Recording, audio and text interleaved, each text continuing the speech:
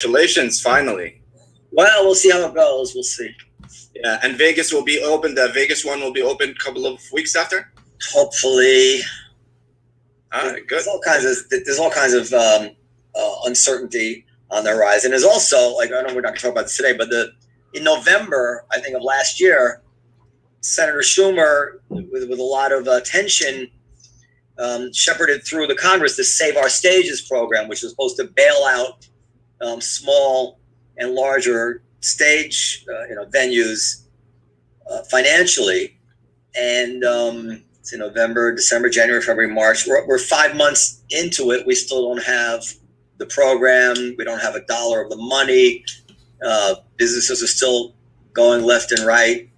It's crazy. Like they get a lot of attention. Yeah. And then there's zero. Like, it was urgent. He says, we need this right away. You can see Schumer online. We need this right away. Businesses are going broke. Businesses are going belly up. And he was right. And as soon as it was passed, crickets. No follow-up. I mean, zero follow-up whatsoever. You can't even apply for this program online. Hey guys, I'm doing a live here with the guys from Comedy Cellar. We're going to talk about invention of email and why, technology is really not the solution to everything. Hopefully. So that's what we're going to talk about. So let me bring these guys in. Here we go.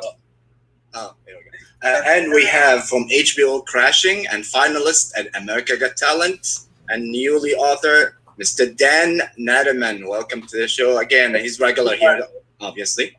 And our guest of honor is Dr.SHIVA Ayadori. He holds 4 degrees from MIT, and he is one of the top system scientists in the world.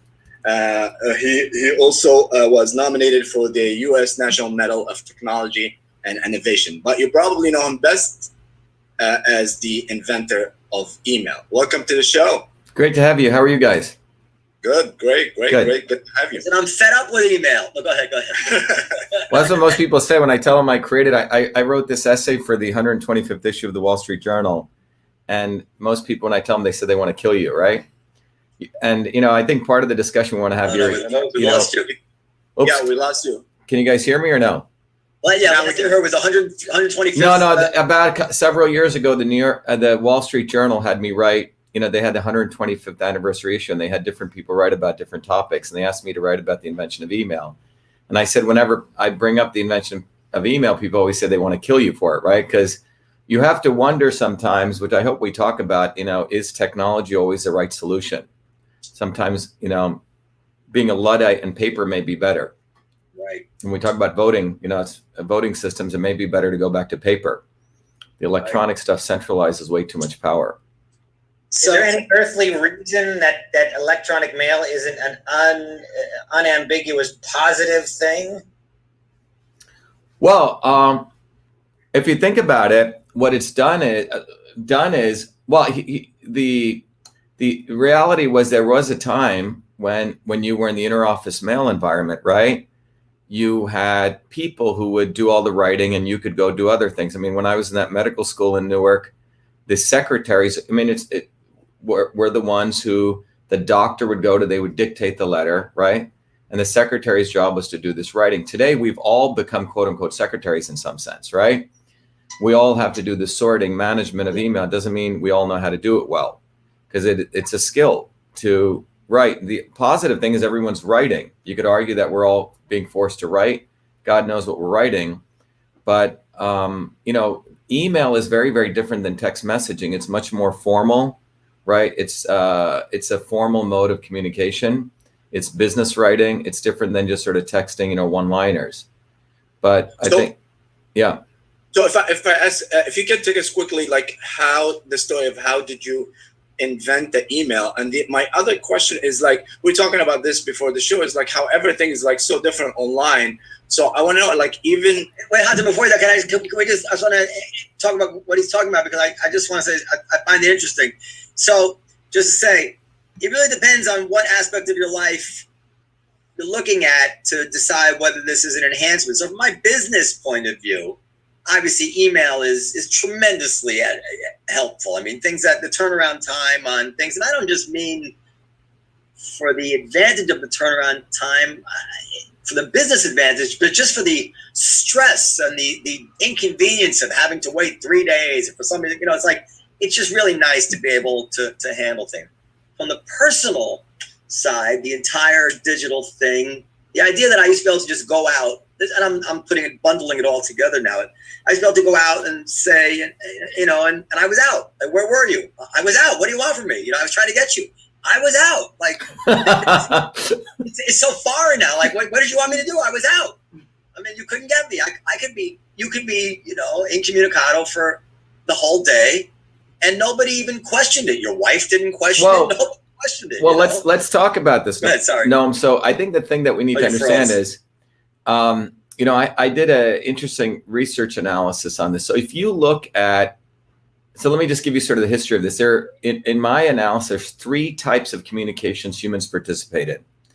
And it goes back to ancient times, all the way to cave, since we're cavemen or women, whatever. One type of communication is what I call the short message, right? Short, informal communications, like a smoke signal, the sticky note, right? Small text messages, very different flavor of communication, informal, right? The second type of communication is what I call the community messaging. So in ancient times or in caveman times, they literally have these. Sorry, we lost you at the second one. Can you repeat the second one? The second is community messaging. Okay. Community messaging is where, how you have like Facebook, right? Where you post something and everyone sort of sees what you're saying and they interact with it. Well, in caveman times, we used to have what's called, handbook in a sense. Okay. People used to literally take their hand and they would do these pictures on after, they went and hunted, right? They would tell their story with dyes, right? On the hand. So basically you painted something on the wall and then everyone would comment on it in some sense, right? You would tell your story. That became, you could talk about the bulletin board. And that eventually became what we call Facebook discussion forums. Now, email is a third form, what I call formal messaging. Formal messaging goes back to when we did business, commerce. Writing really came from, you wanted to keep tally of things, right? I bought this, you bought this. That's when formal writing came. That eventually, on stone tablets, then they became the letter on papyrus. And that became the email formal letter. So when you look at the interoffice mail system, when I was 14 years old, anyone over the age of 40 remembers, I was 7 when I came to the United States, very ambitious kid. You're frozen again, sorry, Doctor. Oh, so that's weird. Well, you froze. Anybody over the age of 40 remember? Yeah, so anyone over the age of 40 will remember that, I grew up in Jersey, and when I was 14, I was one of those kids who was very motivated. And so I started going to NYU in a computer science program when I was 14. And that summer after that, I started working full-time in what is now known as Rutgers Medical School in the heart of Newark, New Jersey. And as a full-time research fellow, I was finishing up high school. And I was given a very interesting task, 2 tasks.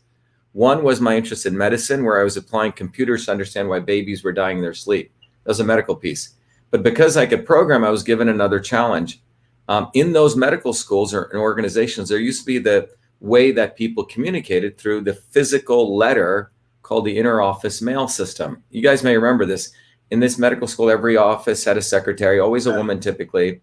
The doctor would dictate to her, and she had on her desk the inbox, the outbox, the drafts folder. Behind her, she had these big steel, things called folders. Underneath her desk was a trash can. She had paper clips. She would write this thing called a memo. And a memo was very interestingly structured. To, from, subject. So let's say I was going to hire Hatem, right? And Dan, you were let's say the HR person, and Noam, you were my boss. I would write you a memo to Noam. I would CC HR Dan and say, I would attach Hatem's resume to it. And if I had to CC other people, I'd be writing away, with the carbon paper multiple times. And then that interoffice memo with that attachment would get put into the outbox. A guy would come pick it up. And sometimes it got put into these pneumatic tubes that got sent around the whole office. And this was the way that you collaborated to decide whether you were going to hire someone. That was called the interoffice mail system. And to your point, it was a very formal system. And I was asked as a 14-year-old to convert that entire system into the electronic form. No one ever had done it. The nerds in the military thought it was impossible because they didn't think secretaries could ever use a computer. There was some sexism there. obviously, because the guys who used computers in the 1970s were old white guys with lab coats. Okay. So, but I didn't think it was impossible. So I ended up writing 50,000 lines of code to capture every one of those features: inbox, outbox, folders. You froze again, doctor. Yeah, to capture every one of those features. Can you see me? Sorry about that. Yeah. You know, inbox, outbox. It says the internet connections. Hold on, let me make sure everything's okay here. Nothing's on, right, Michelle? They know who you are. They got to give you good internet. Yeah, well, so we converted all those features into the electronic form because these secretaries were not going to move from the paper to the electronic version. It had all these very, very important features. And I named that system email because in those days, the operating system only allowed 5 characters. It was not an obvious term. And then when I came to MIT, it was on the front page. You know, they featured 3 kids, and I was a very humble kid. You know, I didn't think much of it, but I went to the president's house that year in 1981, and the president of MIT said, "Shiva, you know, it's too bad the Supreme Court doesn't recognize software patents." People didn't know what the hell software was. They didn't even have, the Supreme Court wasn't recognizing patents. So he said, you should copyright it, like music or, you know, a song, right? In 1980, the Copyright Act was amended so you could also protect software inventions. That's what I did. So on August 30th, 1982, I was a teenager. I had to write for it. I didn't have lawyers. I was given the first US copyright for email, recognizing me as the inventor of email. But what was email? Email, literally, to your point, Noam, it took the desktop, right, which was a physical desktop, into the ether, right, into the electronic world, which means you carried around it everywhere. That's why people come up to you and say, how come you're not working? Because everyone thinks you have your desktop with you, right? You got your inbox, your folders, everything. So that's the unfortunate thing, because we literally all became working full time all the time, 24/7. Can I ask you some questions about it to bring out some facts that I think kids, I don't know if Hatem understands this. So you invented this in the late 70s, correct? 1978. 78. So I was actually into computers in the late 70s, and this was first it was CP/M, Yep. and it was DOS. CP/M and DOS didn't come out until the 80s. No. CP/M was in the 70s. Well, CP/M was in the 70s, but DOS didn't come out in the 80s. And DOS was like Microsoft DOS. So anyway, because then, I mean, I remember all this. I remember doing I did my sophomore final projects for English on using a program called Electric Pencil. Do you remember Electric Pencil? Yep, I remember well. And then WordStar, if you remember that. Yeah, and then WordStar. Yeah, right. I used WordStar after that. But this is Electric Pencil, and our first letter quality printer was a device which fit over the top of an IBM Selectric typewriter and just punched, just essentially typed the keys mechanically. Yep. That's how. So when you describe an email system there, and people say, well, secretaries couldn't use it. People think, well, how come a secretary couldn't press compose and send? They don't realize this was all probably typed in lines of type in a very, very archaic interface that required a precise syntax and was very easy to get wrong. It was a real learning curve, correct?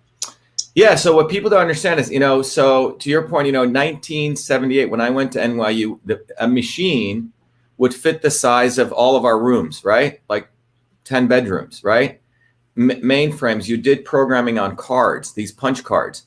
Fortran was a real language that was used, and it was really for mathematics and science. Now, in that medical school, a guy who's still there, Dr. Michelson, he was my mentor. He's the head of high performance computing. Michelson was the first guy to bring these mini computers, and the screens were about this big. And you could do about, I think, 40 characters across. You could write it on there. So you have to understand, a secretary going from this printed paper onto this little screen was quite a huge thing. So you had to fit all of these features onto this electronic medium. I mean, you didn't have all this kind of screen real estate. So I had to capture the inbox, the outbox, the folders. You had to be able to do registered mail and CC and BCC. It was quite an incredible feat. And I had to do it in 8K of memory, okay?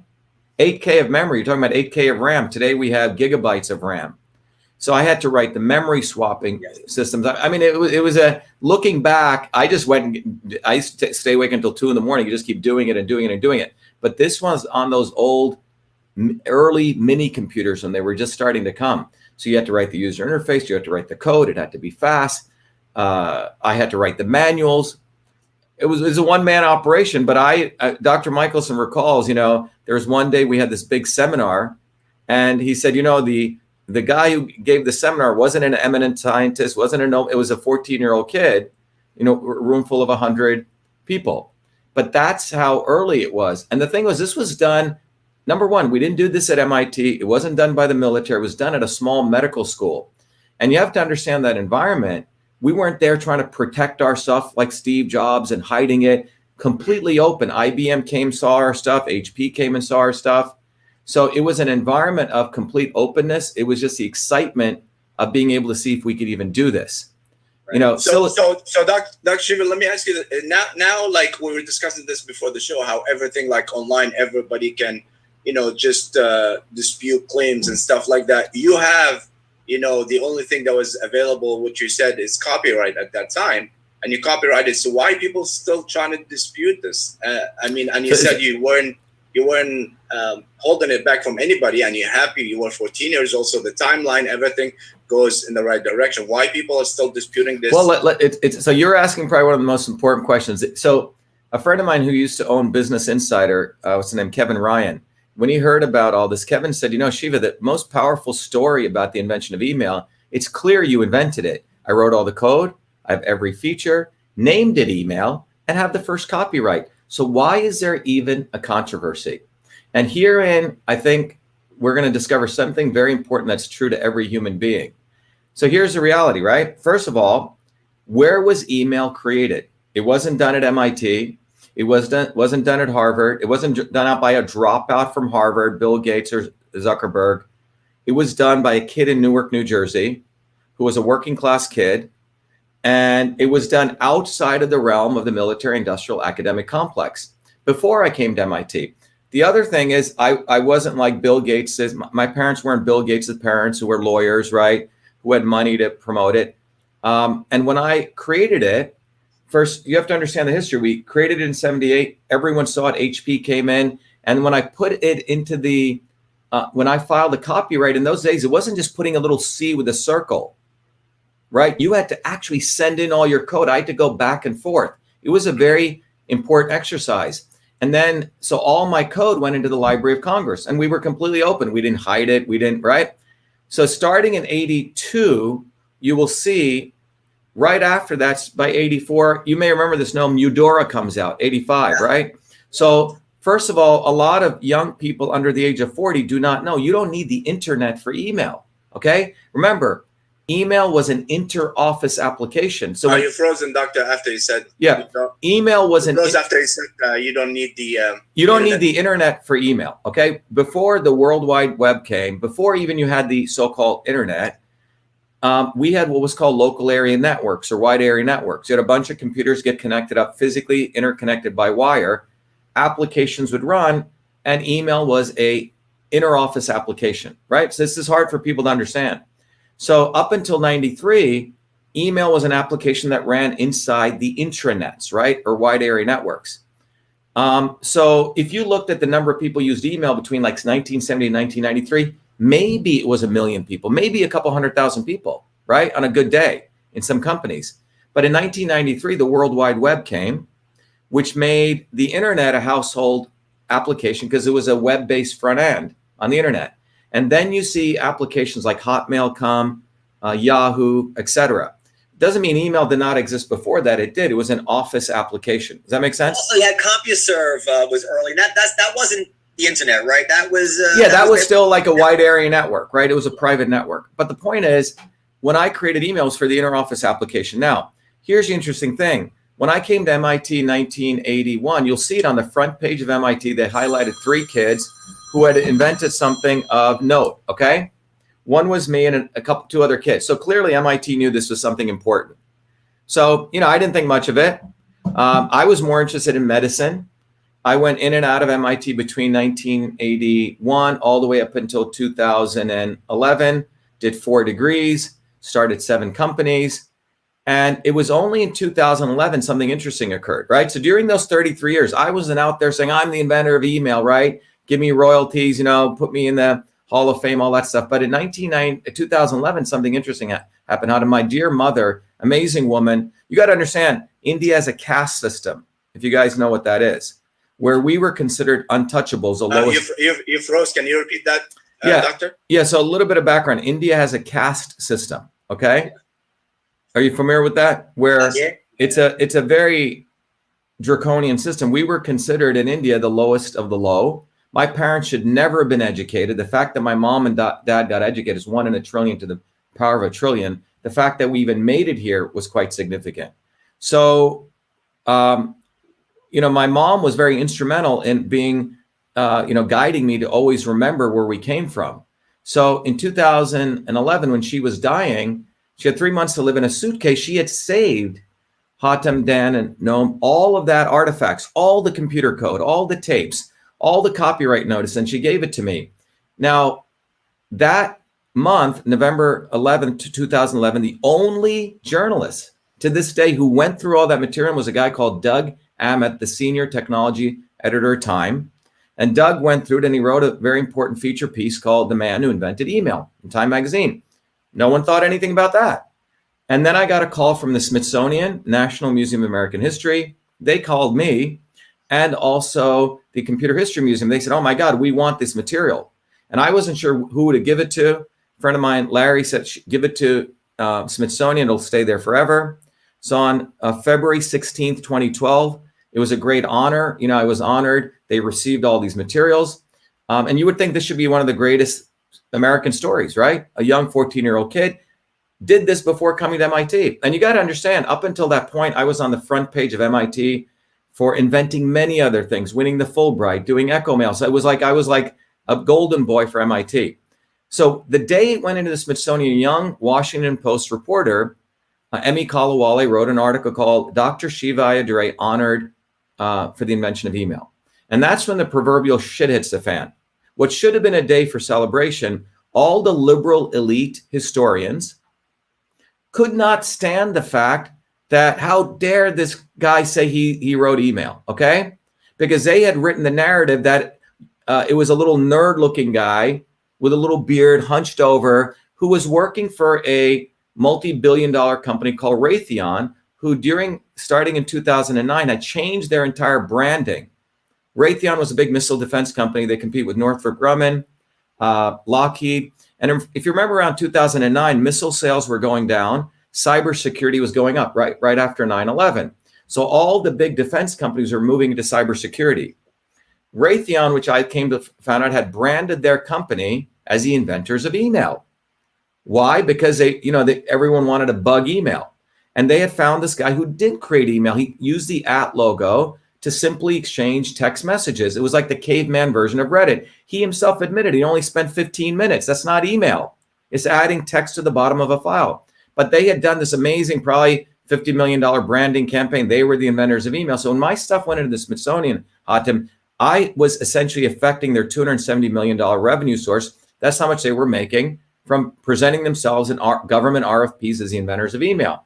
So you can see them, the computer historians who are in collusion with these guys, big academia, thousands of calls coming to MIT. I was teaching a class at MIT for nothing, not like Elizabeth Warren, while I was running my company. All right? Yeah. And thousands of calls come in. This guy's a fraud, Gawker Media, if you remember them, called me an asshole, a dick. People wrote blogs like this curry-stained Indian should be hanged. Unbelievable. 2012. This is not like Jackie Robinson. And if you unravel this, all of this was inspired by the white liberal elites in academia who had written the narrative that all great innovations must come from the military-industrial academic complex. So that's 2012. And I'm like watching, what the fuck is going on here? Right? I got 4 degrees from MIT. I won a Fulbright. I didn't want this shit. I gave it to the Smithsonian to celebrate the American dream. And they asked you for it. You didn't even go to them. I didn't even go to them. And they wanted it from me, right? And you can see this Washington Post reporter gets railroaded. Oh, why did you call him the inventor of email? She gets thrown under the bus. I mean, it's a crazy controversy, okay? That was created by the elites because this was like a new skull was found in Africa. So why is this so controversial? But when you say when you say new skull, you froze here, but you mean a new skull is found in Africa? Well, the origin of where was the origin of humanity? Where was the origin of? It upends the prevailing wisdom of a whole, and everybody rely on. People have a stake in that previous wisdom, so they don't want to acknowledge. Right, and what is that previous wisdom? So at the middle of that, I'm trying to find lawyers to sue Gawker. Gawker's destroying my reputation. Overnight, my 4 degrees, everything I'd worked for means nothing. And people are laughing at me, ha, ha, ha, oh, Al Gore. No, you fucking idiot. I actually did. Now you want to challenge me? I never wanted credit for the invention of email. But you know what? I did invent email, and I will get the credit I deserve. I never asked for it before. So what ends up happening is 4 years later, I find an attorney. Yeah. You froze again, yeah. So 4 years later, I find an attorney called Charles Harder. When I was out in Hollywood, he had just sued on behalf of Hulk Hogan, Gawker. Oh, yeah. If you remember, Gawker had put out sex videos of him banging his, wife's girlfriend, whoever, right? They pushed that out there. So I went to Charles. Charles looked at all this stuff. He goes, oh my God, you did invent email. He took it on contingency. So Hulk had just won a $140 million settlement, which was under appeal. I sued for $35 million. 30 days after I sued, Gawker claims bankruptcy. So this you froze again, Doctor. Yeah, 30 days later they went bankrupt. Yeah, 30 days after I sued for $35 million, Gawker claims bankruptcy. And here's the karma of the whole thing. I get appointed the chairman of the bankruptcy committee to sell Gawker. Okay. They are forced to give me a very significant settlement, close to $1 million. And not only that, all those 3 defamatory articles are pulled down by the new owners. Yeah. And yet Wikipedia, the scumbags, racist scumbags at Wikipedia, that's what they are. Liberal, elite, racist scumbags never want to take it down, and they keep this controversy going. And in fact, I got an... Well, I'm just... hello, you're... Go ahead, Dan. You were saying something? Oh, I was saying that, I'm just looking at an article, Wire Magazine, which I think is a pretty good, I guess, a pretty prestigious publication in the tech world, but they give credit to both you and... what's that guy's name? Tomlinson. Yeah, he didn't create email. You know what's interesting. So is that they say it's that, not even close. That both of you had an important role to play. Yeah, he didn't have any. If you check the timeline, I mean, it's obvious. Where it go. But let's just stop. Dan, let's define email first of all. First of all, who came up with the term? I did. Who copyrighted it? I did. Who wrote email is that, first of all, as the inventor of email, let me tell you what email is. Email is not the simple exchange of text messages. I have never claimed to be the inventor of electronic messaging. That goes back to Samuel Morse, but I created email, the system, which is the electronic replica of the inner office mail system. The reason when you open email, what do you see, Dan? You see inbox, outbox, folders, right? The address book, attachments. That is the electronic. Tomlinson wrote 15 lines of code, just 15 lines in 15 minutes to simply add text to the bottom of a file using the @ logo. All right.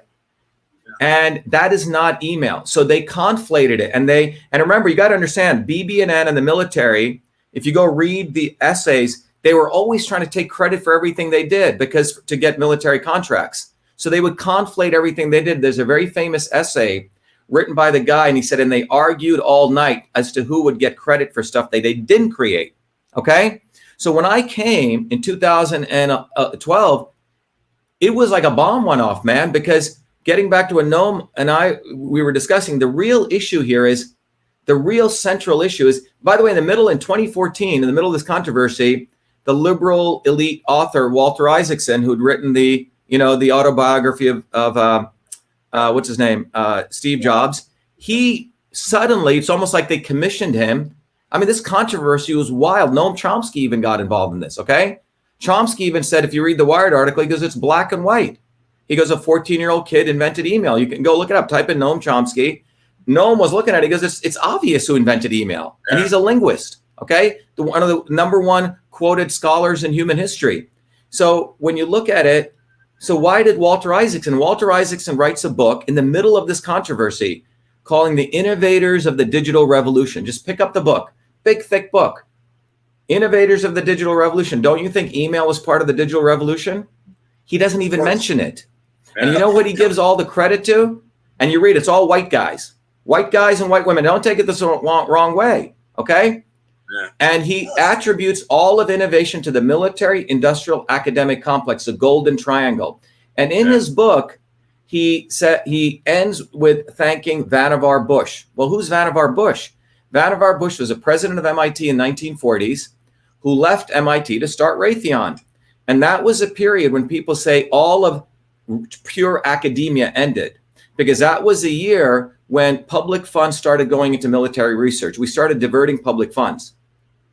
So why is this important? Because it's important because Americans have been brainwashed to think we go fund war to go kill other people, and then you get innovation. Thank you for Tang. Thank you for Velcro, which weren't created by the military. So the invention of email is powerful, not just because I invented it, it's even deeper, is because where did that come from? It didn't come from the triangle of the military industrial academic complex. That's why Walter, shame on him, he fucking left it out of the book. Because if you originated, Doctor, I want to ask you a question. I'll wait for you to unfreeze. Let me just finish this one point, okay? The invention of email was not solving a military problem of exchanging text messages. It was a civilian application intended to free women from the typewriter and take them to the keyboard, which people in that era did not think was possible, which was done by a 14-year-old American kid who had no prejudices. So the invention of email actually freed women from the typewriter to the keyboard. Had it been for those nerds wearing their white jackets, they would never have invented email. In fact, there's an article that came out in 1977 written by a guy called David Crocker, who later was attacking me. He said, it is impossible to create a system like this. All right. So the bottom line is innovation comes anytime, any place by anybody. The invention of email points to the fact that great innovations come from solving civilian problems, not by going and killing other people. This is what bothers them. And you know what really bothered them? That these guys are racist in the sense Indians are supposed to shake their heads and be like Gandhi and be all nonviolent and unaggressive. Well, I wasn't willing to be that. You see, I was breaking another mold. I wasn't a little nerd with glasses, all hunched over. I was a soccer player. I played sports. And you know what? When they did this to me, I did not let go. I came back and fought. I didn't say, okay, right? So the problem is you're breaking a lot of molds here because, and by the way, a 14-year-old kid is the one who invented TV. Look it up, Philo Farnsworth in Franklin, Idaho. It was a Michigan mechanic who created the windshield wiper, who MIT professor stole from him. So the truth is innovation occurs outside of the bastions of big academia. They've created a narrative. You go there and you get anointed. Then you can be Mark Zuckerberg. You can drop out and be cool, or Bill Gates. Yeah. This is what bugs them. They want to centralize where everything comes from. I want to ask you a question because I'm very interested in this. I hear a big, and you correct me if I'm wrong, of course, I hear a big undertone here of politics, the liberal, essentially, when you say the liberal elite racist, you're essentially liberal hypocrites, is what I hear coming from you. When I say, by the way, let me put the word liberal, everything I've said should be in double quotes. Classic. I'm not talking about classical liberalism, which is, which I'm a proponent of, frankly. I'm talking about the quote unquote liberal people who say, oh, I want to help the darkies. I want to help the poor people. No, you don't want to help them. You want to keep them in your containment. Yeah. Right. So when I was at MIT, the dark skinned guy, front page, oh, he invented this. He invented this. I was helping MIT's narrative of diversity and inclusivity. I was their golden boy.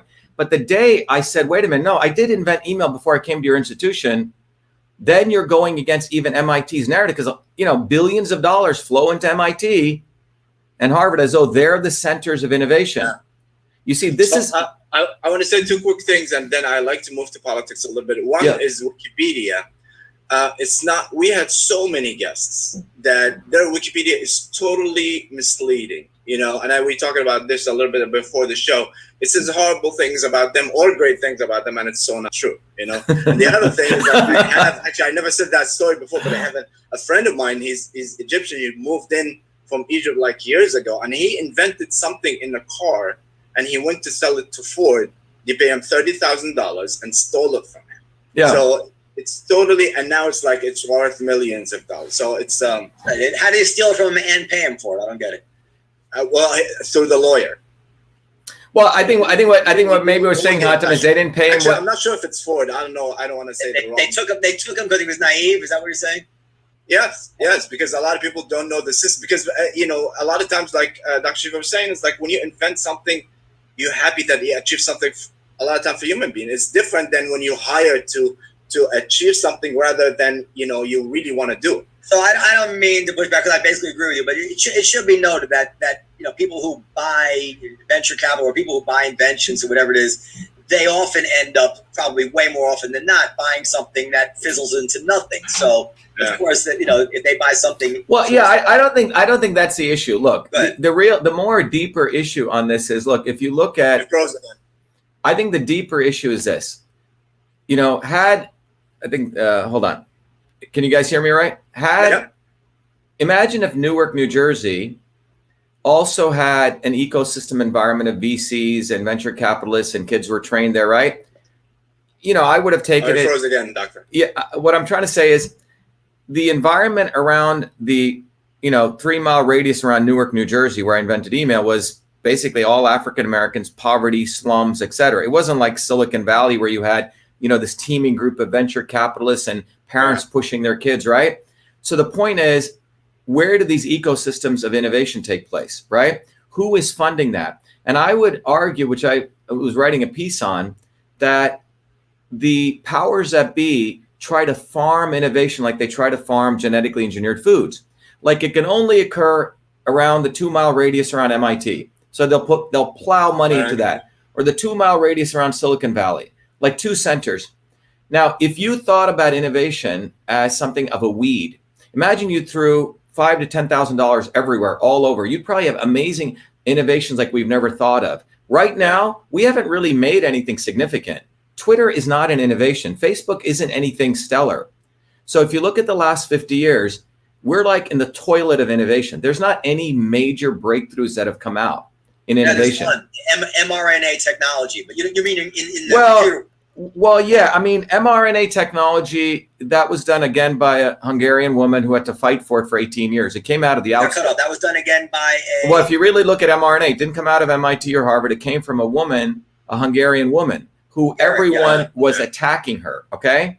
It took her many, many years to get... Again, it came from outside of the realms of the centers of innovation. Most of these... Today, what's happened with academia since 1971, with the passage of the Mansfield Amendment, is academia is basically mediocre people at best. It's all become a sales operation. And a lot of plagiarism. If you look at most of the journals today, they just steal like crazy, no? So the real innovators are still at the edges. Innovation never occurs in the center. It occurs in the edges. It occurs when people are solving a problem. And in comedy too, right? Then the people still all over. I'm sure. I mean, you look at some of the greatest comedians. We're not of great significance to the world. But actually, I'm not going to mention somebody, but there's somebody that stole a word for word from Seinfeld, and he became huge. I'm not talking about that. So doctor, I want to. No. Doctor. So the racial thing is very interesting, and this, of course, Dan will say that all subjects lead me to this, but you're not going to talk about the Asians at Harvard. Yeah, well, you would think, like, from my point of view, and this dovetails with the mRNA thing. In my old-fashioned patriotic view, these are American success stories and proof of what's wonderful about the American idea that the mRNA story has women, immigrants, Hungarian, black people. They say, well, this is America. And this is, at the same time, the liberal view. And I hesitate to use the word Asian because I don't understand why they lump East Asian and South Asians as one group. And they're nothing to do with each other. But they are limiting, descendants of China, Japanese, Korean. Right. Maybe it's Indian people as well. And they don't want too many of them at Harvard and the like. And to me, I said this over and over, nothing would make me prouder of my country if Harvard were 80% Asian and we could deal with it. In other words, like, who gives a shit if they're 80% Asian as long as the 80% are filled with the most qualified people, and that could even include giving special consideration to descendants of slaves who ought to, because of the life experience, be treated, as in a way which is fair, whatever you want to call that. But the idea that it should matter to the liberal elite, that it matters to them that there are too many Asians represented anywhere, is such utter hypocrisy. I don't understand how they get away with it. Yeah. You agree with me, Doctor? So let me just sort of unpack what you just said, right? Yeah. I think what you're saying is so if you really think about it, this is about centralization of narrative, control, all right? People are trying to control the narrative of pretty much anything, right? So if you truly had an open market, free economy, and the classic again, Doctor. Yeah, if you had the true classical liberal sense of an open market economy, like Adam Smith talked about, for that matter, even Marx talked about, okay? If you go read Das Kapital, the first chapters, right? If you truly had an open, free market economy, it would be the people who worked hard, people who pursued their dreams, and that's what you have. But the quote unquote modern liberals want a centralized power. They do not want decentralization, because decentralization means they lose control of the narrative. And that's what it's fundamentally about, because they would probably realize that they probably shouldn't be in the positions they're in. Look, most of the Ivy League, there's five. You froze again, Doctor. Sorry, there's five probably university professors, university presidents who control science throughout the world today. 5 of them. You can have the Fauci or the NIH make phone calls to 5 guys, and they control science worldwide now. It's massive centralization of power, massive centralization of innovation. So that's why the story they mentioned of email is powerful, because it fucks them up. It's like email came from, it didn't come from the military industry. It didn't come from people looking like nerds and looking all fucked up. Yeah. Look, when I always wonder why there's number 5 is always like there's 5 mob families, 5 doctors. I never thought about that. I could have chosen 7, but so let me ask you this. I want to move on to something else. I watched your live stream yesterday, and I highly recommend anybody who is listening to follow Dr. Shiva's YouTube channel. And you basically, it was very interesting. You basically addressed what you called the fake fight between Democrats and Republicans, but you said that they don't really want to solve any problems, and that was no, they don't. In a way, no. No, look, what America has been. Froze again, Doc. Yeah, sorry. America has been entertained, okay, by Hollywood, right? And I'm sure you guys know in the comedy world, even Hollywood has become a production engine. There's probably great actors who never get there, right? Celebrities versus great actors, or great comedians who tell great stories. So Hollywood is about, or Bollywood in India, right? You have the masses of people who suffer. So you give them a distraction, right? To give them like aspirin, to watch some crap, and then they go back to toil. And that hasn't changed since probably Roman times. So politics is, I think Gore Vidal said something interesting. He said, politicians are basically ugly looking celebrities. Okay. So politics is in some ways, sorry about that. I'm not sure. His view was politics is very much like Hollywood, right? So you have the left and the right, Republicans and Democrats, and they entertain people. That's what they are. Tucker Carlson is an entertainer. He'll put on his face and act like he cares. And same with Cuomo, etc. So it's kind of like Schwarzenegger and Stallone at that time when they were like, or making money. Or Trump and Biden, okay? Oh, yeah. And Trump spoke a lot of the words as anti-establishment, just like Jesse Jackson did. No, you may remember him in '84, the Rainbow Movement. And at the end of the day, he gave all of his votes to Walter Mondale. We have to do the lesser of 2 evils. So what I've come to realize when you take an engineering systems approach is you have the head of the establishment, let's say the Eagles head. You have the shoulders, which are the obvious establishment. Let's say on one hand, the Bidens and the Obamas and the Clintons. And the other hand, you have the McConnells and the Romneys. The wings of the establishment are the ones that keep people entertained. The Bernie Sanders and the AOCs on the left. They talk enough shit against the DNC and they keep people, workers, blah, blah, blah, blah, blah. And same with Trump or Ted Cruz or Hawley. And these people keep people entertained. So people think they're actually fighters. But at the end of the day, they never want to solve a problem. They always want to create the dialectic, left and right. So if you look at the voting issue right now, what we uncovered in Massachusetts, my own elections, is that, yes, there is a real issue with election integrity. There is a real issue. And that issue is going back to 2002.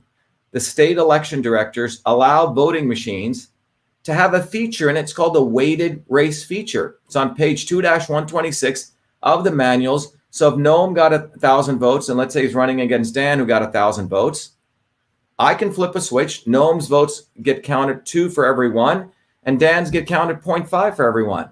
Noam gets 2,000 votes, Dan gets 500 votes. This is a feature.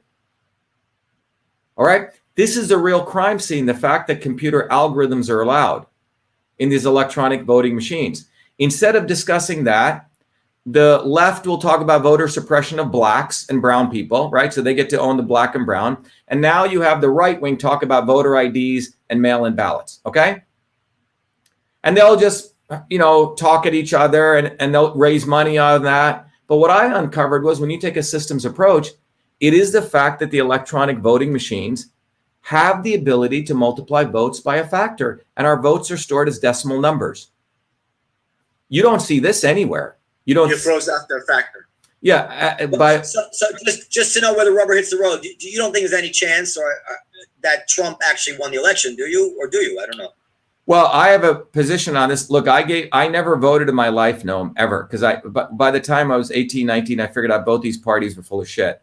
When Trump ran, I liked him. He was hitting both parties. But at the end of the day, the conclusion I've come to is Trump, as I said in my thing, I was going off on him. I gave him money. I said, is that he was part of this. He was part of the he came from WWE wrestling, didn't he? Or WWF, right?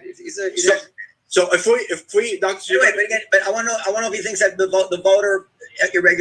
voter vulnerabilities that you see in our systems, do you think that it actually was decisive in this election in any way? Well, what I'm trying to say is the voter irregularities they're talking about is not the voter irregularities that I brought out, okay? Right. And Trump never retweeted me until he saw me expose what happened in Michigan and the mathematical analysis, because he needed me. Look, that RNC and Trump were running a fake election fraud campaign, a fake one, because they were raising money. They made $300 million, riling up all the Trumpers. A real crime scene is a fact that these are embedded in the voting machines, and both Democrats and Republicans have been doing this, both of them, at least since 2002. So we have selections in this country. We don't have elections. And this is hard for the American to fully fathom, because we always talk about some generals in Africa or some Chile or India. It's always some dark and brown people who run fake elections, not white guys in America.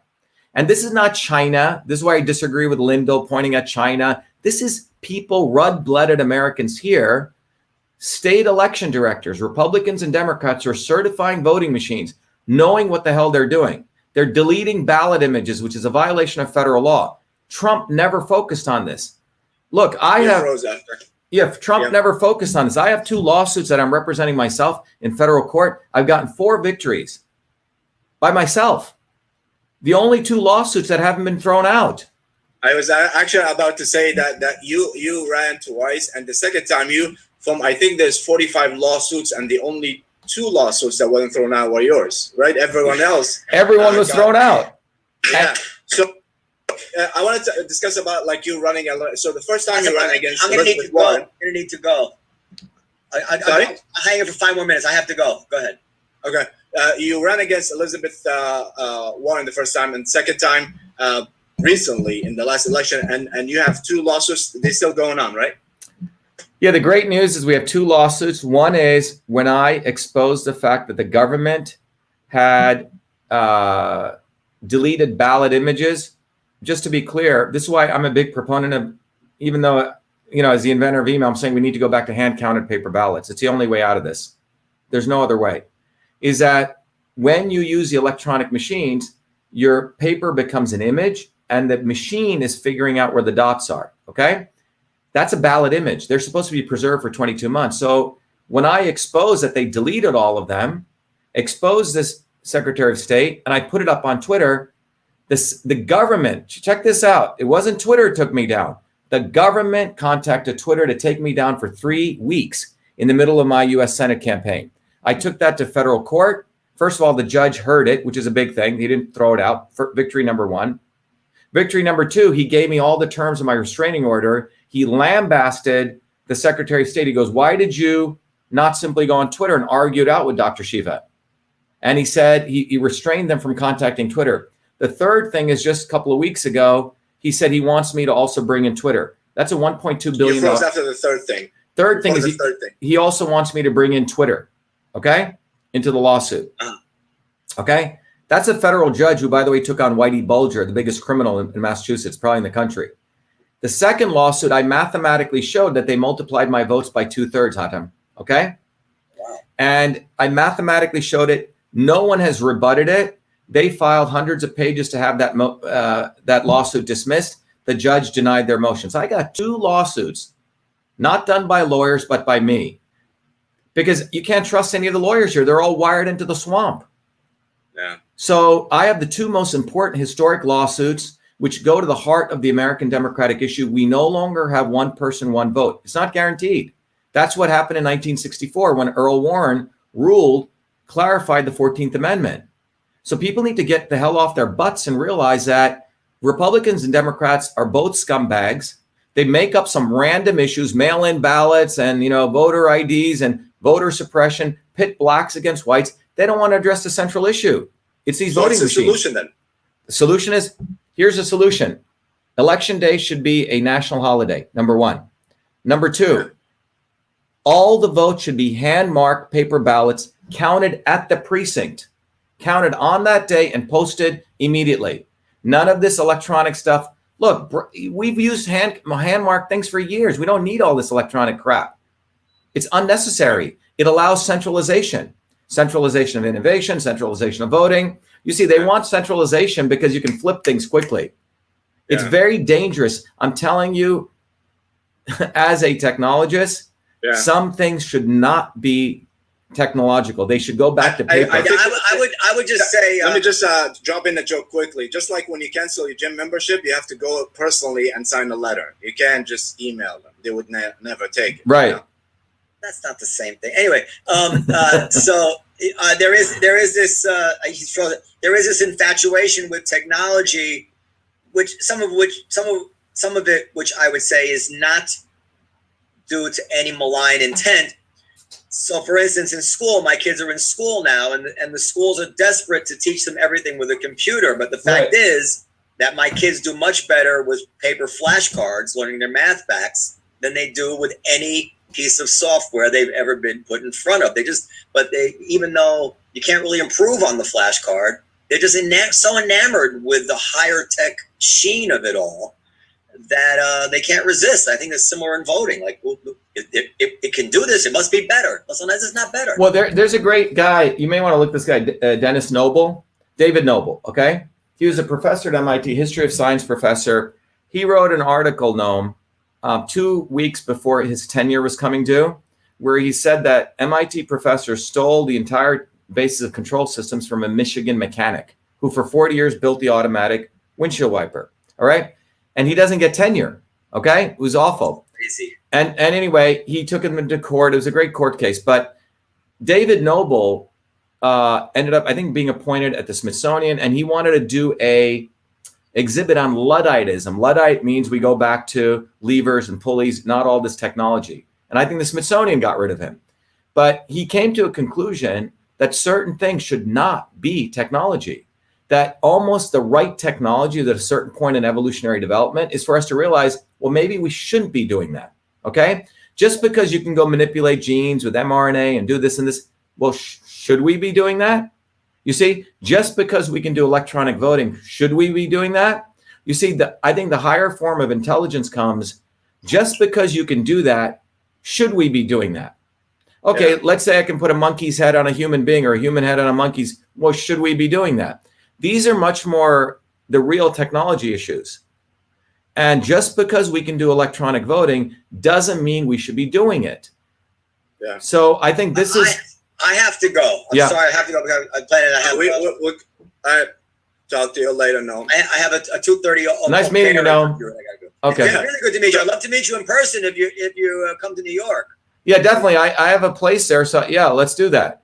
Oh, great. So Hatem, give me his email address, okay? We'll take care of it. Yeah. So, Dr. Shiva, I wanted to ask you about one of the interesting stuff. Also, if you want to tell me about the Truth, Freedom, and Health program that you created. Yeah. Let's do that. This is important because I'm also sharing this with people. Look, so when you look at the two things that motivated me, that were sort of my forces that got me involved in politics and medicine. I mean, there's a reason I was working at that medical school, right? Was because I grew up in India where I recognized this caste system, right? So as a 4-year-old kid, man, I was like, what the hell is this about? I go to my best friend's home. His mother keeps me outside, gives me water in a different cup. It was quite hurtful. And that's when I realized about this thing called the caste system. So I started reading since I was a kid, everything I could do on politics. I studied every political movement. And that was one stream. The other thing was my grandmother was a poor village farmer. She was a healer, and she could look at your face. She could predict what was going on in your body, practicing a traditional system of medicine. So I was interested in that system. So over, that was what, it took me about 50 years, all those degrees at MIT, inventing many things. And then in my Fulbright going back to India, I realized that everything in the universe is a system. Number one, first principle, everything, your body, the computer, political systems. And then if you look at every system in the universe, man-made or natural, they all follow very particular principles, a finite set of principles. And those principles, I was able to see that they existed in Eastern systems, Western systems. And I wrote a very important paper where I recognized this, and I realized that I could teach Hatem in like 3 hours, anyone, that they didn't need to go to MIT, the science of everything, the science of systems. So that became the basis of a course I did for many years at MIT elsewhere. And then when the political movement started, I realized that these same principles also existed in political systems. So when I looked at truth, freedom, and health, that those words aren't just political slogans. They directly relate to something in universal systems theory called transport, conversion, and storage. Okay? Transport, conversion, and storage. And what does that mean? That means transport is a phenomenon of movement of information, matter, and energy, right? You know how a bird flies or the wind, anything movement, okay? Bowel movements, okay? Anything movement, okay, in your body. The second principle, so that's freedom, movement. The second principle is there's a feature in nature where we can take one form and convert it to another, right? Energy into mass, E equals mc squared, right? You eat something, your body digests it, right? And you get energy from it. That's called the principle of conversion. In science, you get an idea and you convert it to a truth. That's the truth piece. The third principle is structure. I have this cup of tea here. Well, you know what people forget? The cup, right? The thing that contains this, or your skeletal structure. That's called the structural piece. Your health is the thing that sustains you. So truth, freedom, and health is directly related to these three fundamental principles. So this is a big discovery that I've made.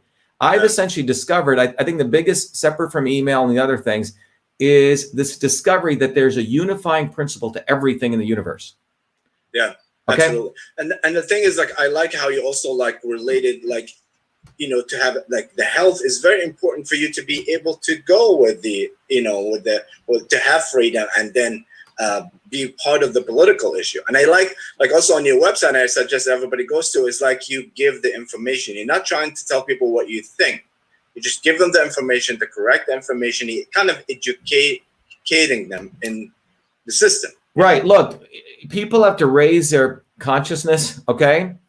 Because right now, people's political consciousness is left, right, Trump, Bernie, it's just entertainment. It's WWF wrestling. So The goal here is, what I realized was 30% of people are never going to change no matter what you tell them the truth. 20% will just listen to whatever you say, the echo chambers. The 50% of people on any issue are the ones we need to educate. But we're not going to be able to do that unless the 20% know how to educate them. So you have to educate the educated, uneducated, to educate. So what I teach, if people go to vashiva.com, you guys should promote this, vashiva.com/join. is that I've used my entire data center now, my technology capabilities. So I've built a platform. It's a technology platform. It's an educational platform. It's a community platform. It's an activism platform. And this is underground, right? So independent of big tech. So number one, I educate people. In 3 hours, I do a personal class every Monday evening. So quite a bit of my time. But my goal is I want to educate 50,000 people all over the world, what I call truth, freedom, and health warriors. They need to understand, number one, the physics of change. And I wrote a book called System and Revolution. And I actually define what is revolution in a very precise way. Then people need to understand that that foundation can be used for understanding three principles: the interrelation between truth, freedom, and health, why we need to create a bottoms-up movement. And the third most important thing is we need to identify the real scumbags who stop movements. And it's not the Hillary Clintons and the Mitch McConnells. It's the not so obvious establishment. It's the people who talk a good game. On the right now, frankly, it's Trump. Okay? He sold all the Trumpers out. And on the left, it's people like Bernie and AOC. They exist to talk shit against the establishment, but to keep people within the wings of the establishment, and or the Kennedys. So the goal is, number one, to educate people. Number two, we've created our own platform, independent of big tech, where people can now communicate. Because once you raise your consciousness, you're going to look around and you're going to say, wow, I need to find people that I can communicate with. So we've created that. And the third is we're giving people what they can do on the ground, like actual things. So on the elections issue, we've come up with a simple program. Everyone can go on the ground to their local town clerks, write a little email, which we've crafted for them, and ask them for two pieces of information, which is, I want the list of voters who voted in that election and the actual ballots. So let's say this is P and this is V. P better match V. And if they don't, we're going to start filing lawsuits, because I know how to file lawsuits now. Yeah. Bottoms up movement. You know, I say F the Republicans, if you're into the Republican Democrat, you know, left right narrative in 2021, it's like you're living in like freaking 1500s, you know? It's like medieval thinking. And people need to get their head out of you know what, because if they're still doing that, you're like saying, yeah, I want to be misled. I'm a fool. Please mislead me. Democrat mislead me. Republican mislead me. So the goal is to raise people's consciousness, but with giving them an engineering physics. So 3 hours, we can train people. They don't need to go to MIT, but we're going to give them a foundation in science so they can actually see this. And by the way, we've created tools where people can use the same thing to understand their body as a system. It's the same principles, man. That's what's so beautiful about it. Yeah. It's like one science. You can understand all of this. Absolutely. And I highly recommend go. I actually went and I end up spending a lot of time on the website. It's very entertaining, very educational. And as I said, I like when I go to places where people don't tell me how to think, but analyze and educate. Dr. Shiva, that was great interview. Thank you so much for being with us. Thank you very much. Thank you, Dan. You gotta come visit us at the Comedy Cellar whenever you come. Yeah, by the way, everyone listen, you guys at the Comedy Cellar, right? The famous Comedy Cellar where all the comedians are? Yep. Okay. Yeah. So, Dan, do you want to share your information or anything you're working on? Well, or anything you're promoting? Across the social media spectrum, at Dan Natterman. And he's in Aruba right now performing. I'm in Aruba. Thanks to the miracle of technology, I'm coming out. All right. Shiva, would you like to promote anything coming up or your website? Well, yeah, I think the most important thing. Have the the most important thing everyone needs to know is, look, we're at an important time in history. You can't be foolish anymore following parties. Go to vashiva.com, you know, and we've created an environment. Anyone, and by the way, it's all people when they support us. I can't take money, as I've said, without giving something back. That's sort of what my great-grandfather taught me. So when people support us, I give you books and materials. And if you want to support us more, I give you more stuff, okay? But the idea is we need to get educated or we will be enslaved. And the right education matters. You know, the guy, and I want to leave people with this, a guy that Alan McDonald, you know, he was a guy, the engineer at Morton Thiokol, who exposed, you know, the O-rings when the space shuttle was about to go up. He said, look, I'm not going to sign off on it. And he made a very interesting statement. He just died a couple of weeks ago. He said, you know, the most important thing in life is to say the right thing at the right time with the right people. You know, like with this whole stuff with the pandemic. I mean, in March, I said this whole thing is a fear-mongering hoax. Later on, you know, a year later, now all these doctors come out, oh, yeah, you know, they're signing these proposals. Well, where the hell were you a year ago? It doesn't matter now after we're all being, you know, locked down. it's very important in life to do the right thing at the right time. Not like when it's okay, oh, everyone's Absolutely. now, right? So so that's why it was a big thing for me to expose Trump for what he was, you know? And the Trumpers better listen up, or you're just giving away your money to a guy who's got billions of dollars. And Ivanka Trump and Jared Kushner made a shitload of money, okay? What the hell were these people doing in the White House? Yeah. It doesn't make any sense, all right? He never went after Hillary, lock her up. So people need to open their eyes. They need to let go of cult. They need to look at reality, and that's what we want to do. And if people are ready to do that, then we're going to have significant change. But if people want to be in the world of entertainment, which is actually bad entertainment, by the way, you guys probably do better entertainment. Comedians, actually, the great comedians are actually some of the greatest storytellers, right? Because you actually go at real truth, right? Biting truth. These guys don't even tell the truth even. They don't even do truthful stuff. So thank you, Hatem. Thank you for the, Well, okay. thank you, and hope to see you whenever you come to New York. Just hit me up. Yeah. Send me all your guys' email. VAShiva Yes, at VAShiva. we'll do Thank that. you. Yeah, and definitely. Okay. Thank you so much, and have a great Sunday. Yeah, same to you. Be well. Thank you, Denim. Bye-bye. Yeah.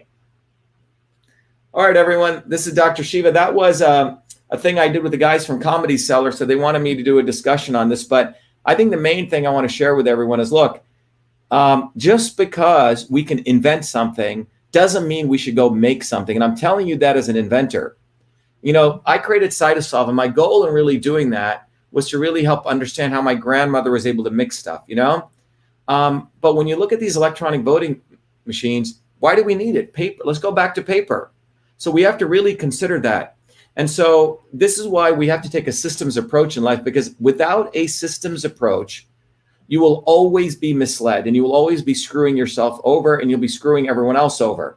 So that's why, you know, when I created, you know, the entire VA Shiva platform, it was really for you. Now, if you want to take advantage of it, great. And if you don't, that's fine also. But we need to build a bottoms up movement. We need to expose all the scumbags who talk. And the only way we're going to do that is we need to go bottoms up. So when I created the platform, when you go to vashiva.com/join, you can see that this platform is really for you. And if you can go to VA Shiva, you can see the platform's there. And right at the bottom of it, right, I'll come back before I end, I'll play the video. But when you log in, we've created a whole range of things, right? We've created a dashboard. You log in. By the way, anyone can join for nothing. You don't have to contribute anything. You get access to videos. You get access to activism. For example, you can distribute educating people on the real issue of oral health and masks, right? You can go educate people on this, okay? You can go educate people on the real issues having to do, oops, sorry about that. Let me share the screen again. You can go educate people on the real issue of building, you know, immunity, boosting your immunity. It has nothing to do with getting involved in the pro-vax, anti-vax nonsensical fight. The real issue is, are we going to focus on the solution, which is people need to boost immunity.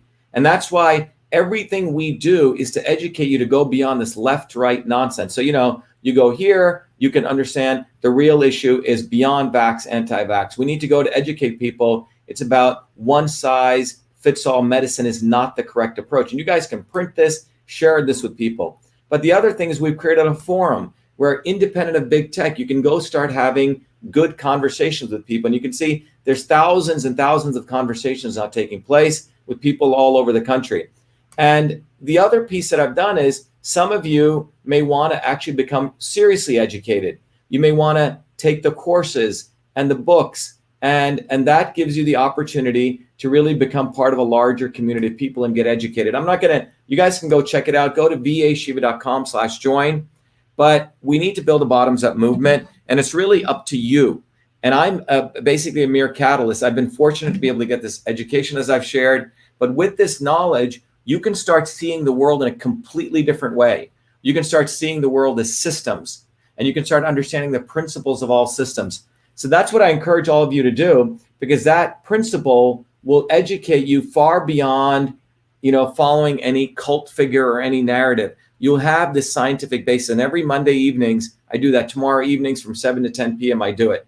So I encourage all of you to do that and take advantage of that. So go to vashiva.com/join, and you can see all the different tools we have. And again, just to share with you here, if you go here, you'll see, for example, on the site, you can go and get access to all the Foundations of Systems course. This is a Foundations of Systems, okay, where you actually can understand all the, there's a whole course program here. You can get access to all the certification programs, but this is all included for anyone who supports a warrior program. If you go to vashiva.com/warrior, and this is where we want to create a team of around, we want around 50,000 warriors. When you go to the warrior program, vashiva.com/warrior, this is where you'll see that you will understand what this diagram is.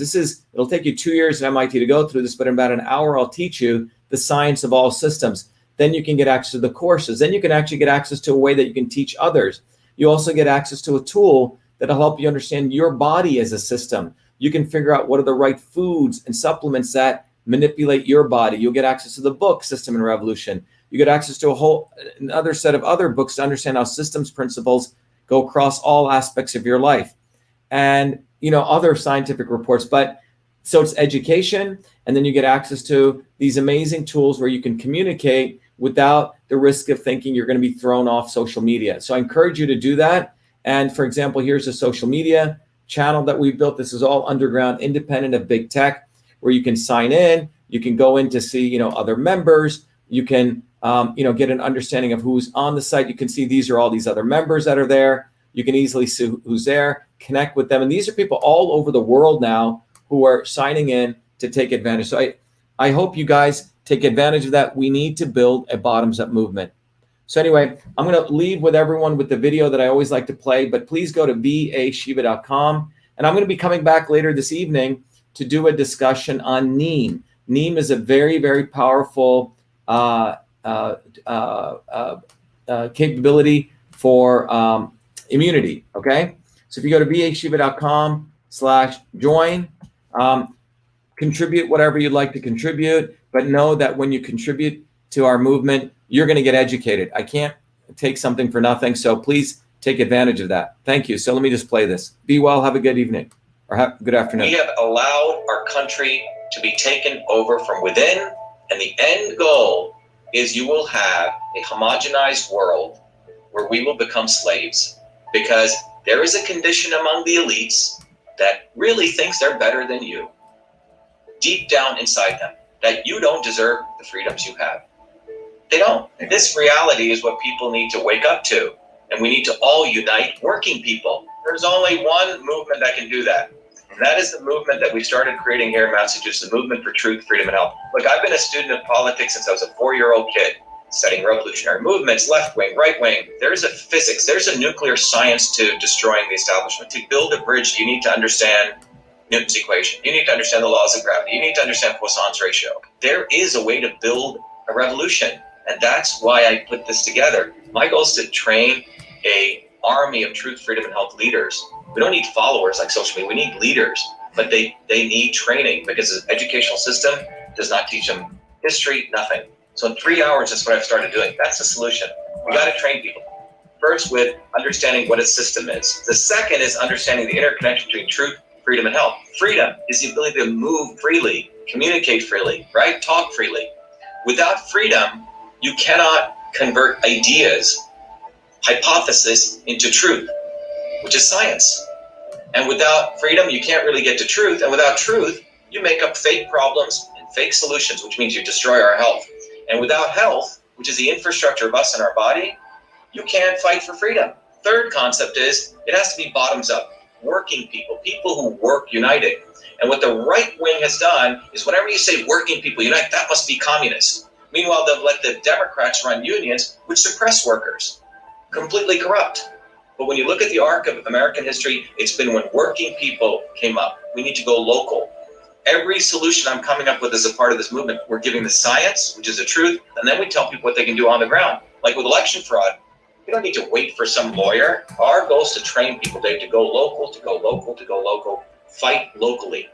Forget lawyers, forget politicians, forget celebrities.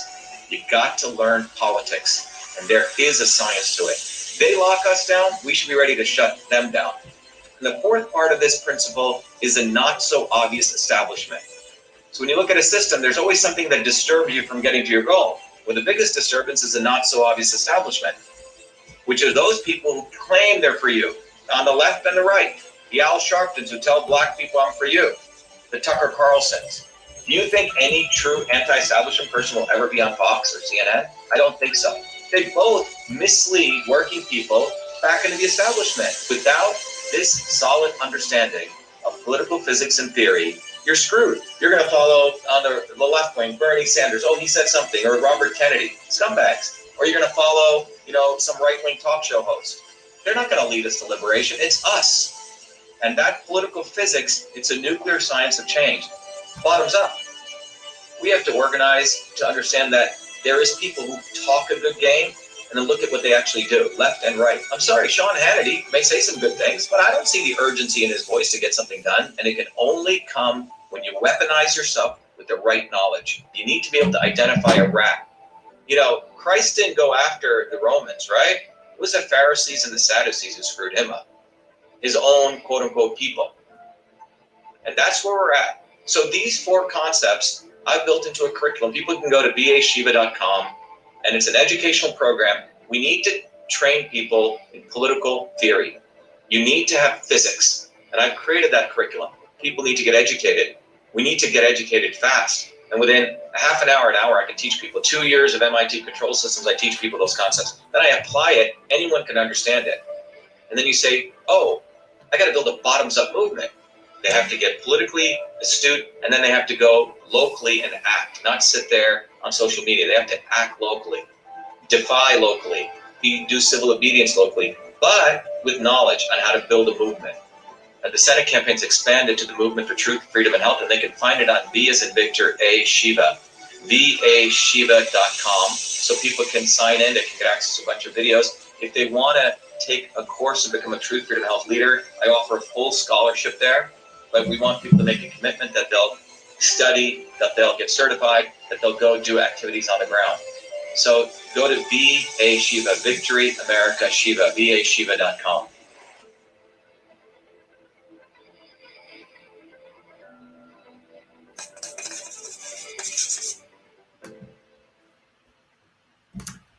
All right, everyone. Have a good afternoon. I'll be back this evening. We'll be talking about neem. Neem is a very powerful plant that has very incredible powers for all sorts of immune issues. Very powerful, I think, for eliminating fungi, bacteria. We'll talk about that. Neem, N-E-E-M. So thank you. Be the light. Thank you. Be well. And by the way, everyone go to vashiva.com. Tomorrow evening, I'll be doing a class I do every Monday. I look forward to seeing everyone there. Be well. Thank you.